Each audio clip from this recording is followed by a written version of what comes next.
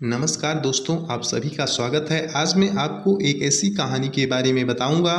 इस कहानी को सुनने के बाद आपको लगेगा कि हाँ, इसकी आपको ज़रूरत थी। तो आपका ज़्यादा वक्त ना लेते हुए मैं कहानी को जल्दी से जल्दी शुरू कर देता हूँ। दोस्तों, काफ़ी समय पहले की बात है। एक बार एक महात्मा गांव में प्रवचन दे रहे थे।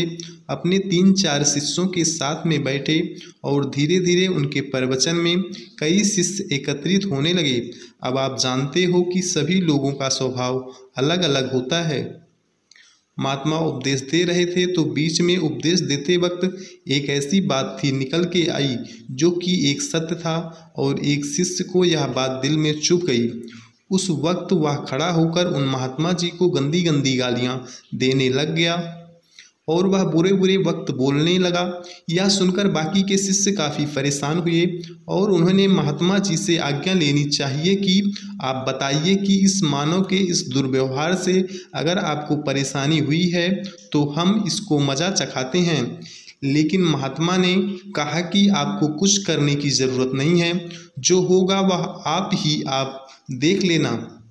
दोस्तों, हुआ कुछ कि 2 से 3 घंटे बाद भी उस आदमी का गुस्सा चरम पर था, और जैसे ही वह घर पहुंचा उसके मन में उस वक्त यह ख्याल आ गया कि महात्मा जी अपने आप को समझते क्या हैं, वह इस तरीके से कैसे कह सकते हैं। तो धीरे धीरे जब वक्त गुजरता गया, उसका गुस्सा शांत होता गया, तो उसको बाद में यह अपनी गलती का एहसास हुआ। जब सुबह उठा तो वह पूरी तरह से बदल चुका था और वह उनसे क्षमा याचना करने के लिए गया। और जब वहाँ गया तो वहाँ महात्मा नहीं थे, वो दूसरे गांव में चले गए, लेकिन संदेश अच्छा देकर गए। इस कहानी में हमें यह देखने को मिलता है कि अगर कोई आपसे कुछ कहते हैं और आप उनको रिप्लाई नहीं करते हो तो इसका मतलब यह है कि उनकी बात पर ध्यान नहीं दिया। आपके पास इतना फालतू समय नहीं कि आप लोगों के बारे में सोचें। वैसे तो इससे आपका ही नुकसान है। सामने वाला अगर आपको भला बुरा कह रहा है, उसको क्या नुकसान है। कोई चीज़ अगर आपको नहीं पसंद तो आप नहीं लेते। और उस वक्त महात्मा जी ने अपने बाकी की शिष्यों से यही कहा कि कोई आपको गाली निकाल ले तो उसका क्या है, इससे आप पर तो कोई फर्क नहीं पड़ता।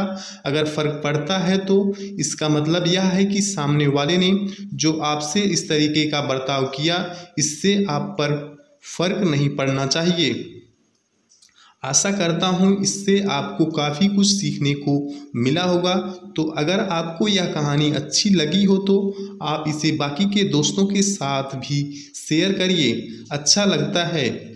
और अगर इसमें कोई कमियां हैं तो हमें फीडबैक ज़रूर दीजिए। मैं वक्त के साथ साथ अपनी सारी कमियों को दूर करता हूँ, क्योंकि मेरा यह मानना है कि कोई भी चीज़ कभी भी परफेक्ट नहीं होती है। और अगर आप चाहते हो कि मैं इससे भी बेहतर कंटेंट आपके लिए लाऊं तो बस आपको सिर्फ इसको शेयर करना है और मुझे फीडबैक देना है। आपकी सलाहों को हम खुले दिल से अमल करते हैं। तो अपना ख्याल रखिएगा दोस्तों, और बहुत ही जल्द एक नई कहानी के साथ आपसे मुलाकात होगी। तब तक के लिए अपना ख्याल रखें, सुरक्षित रहें। फाइनली आपका कीमती समय देने के लिए दिल से शुक्रिया।